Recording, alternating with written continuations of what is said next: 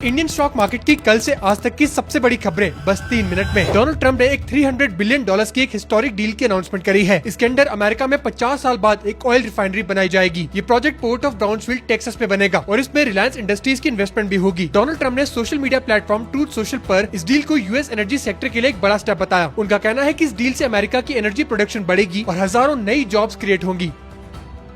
India में restaurants जल्दी अपनी मेन्यू प्राइसेस 20 से 30% तक बढ़ा सकते हैं। इसका main reason commercial LPG cylinders की शॉर्टेज और बढ़ती इनपुट कॉस्ट है। ऑयल सप्लाई में तेजी की वजह से एलपीजी सप्लाई पर प्रेशर आ गया है, जिससे रेस्टोरेंट्स को अपनी किचन चलाने में प्रॉब्लम्स आ रही हैं। इंडस्ट्री एग्जीक्यूटिव्स के मुताबिक कई रेस्टोरेंट्स अगले महीने तक प्राइसेस बढ़ाने की प्लानिंग कर रहे हैं। नॉर्मली प्राइस हाइक जून जुलाई में होता है, लेकिन इस बार शॉर्टेज की वजह से ये जल्दी हो सकता है। Insolvency and bankruptcy board of India ने बैंक्रप्सी प्रोसेस को और ज्यादा ट्रांसपेरेंट बनाने के लिए नए प्रपोजल्स रखे हैं। इनका फोकस कमिटी ऑफ क्रेडिटर्स के डिसीजंस में ट्रांसपेरेंसी और अकाउंटेबिलिटी बढ़ाने पर है। ये स्टेप तब लिया गया जब सुप्रीम कोर्ट ऑफ इंडिया ने कुछ मेजर केसेस में आईबीसी की प्रोसेस में खामियां हाईलाइट की थी। इसके अलावा जेट एयरवेज लिक्विडेशन केस को भी कोर्ट ने आई ओपनर कहा था, जिससे आईबीसी प्रोसेस की वीकनेस सामने आई थी।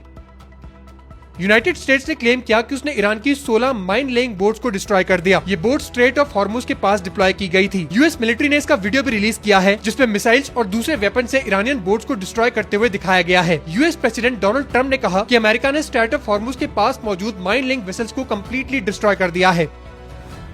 एयर इंडिया ने अनाउंस किया है कि वो अपनी फ्लाइट्स पर फ्यूल सरचार्ज बढ़ाने वाली हैं। इसका मतलब है कि आने वाले टाइम में फ्लाइट टिकट्स महंगी हो सकती हैं। एयरलाइन ने बताया कि ये सरचार्ज 3 फेजेस में ग्रेजुअली इंप्लीमेंट किया जाएगा और ये चेंज डोमेस्टिक और इंटरनेशनल दोनों रूट्स पर लागू होगा। कंपनी का कहना है कि फ्यूल प्राइसेस में तेजी की वजह से ये डिसीजन लेना पड़ा।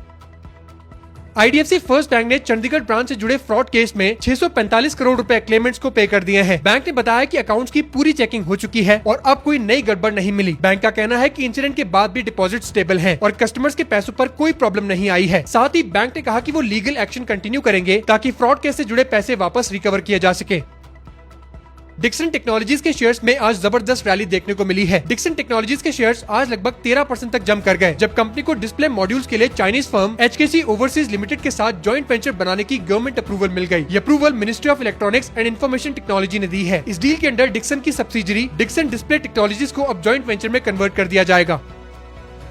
इंटरग्लोब एविएशन के सीईओ पीटर एल्बर्ट्स ने अपने पद से रिजाइन कर दिया है। इन्होंने पर्सनल रीजंस की वजह से तुरंत ही पोजीशन छोड़ दी। कंपनी ने बताया कि अब राहुल भाटिया, जो फाउंडर एंड मैनेजिंग डायरेक्टर हैं, अब इंटरिम सीईओ की जिम्मेदारी संभालेंगे। इस न्यूज के बाद इंडिगो का स्टॉक इन्वेस्टर्स के फोकस में रहेगा। तो ऐसे वीडियोस के लिए फॉलो करें AISM इंडिया।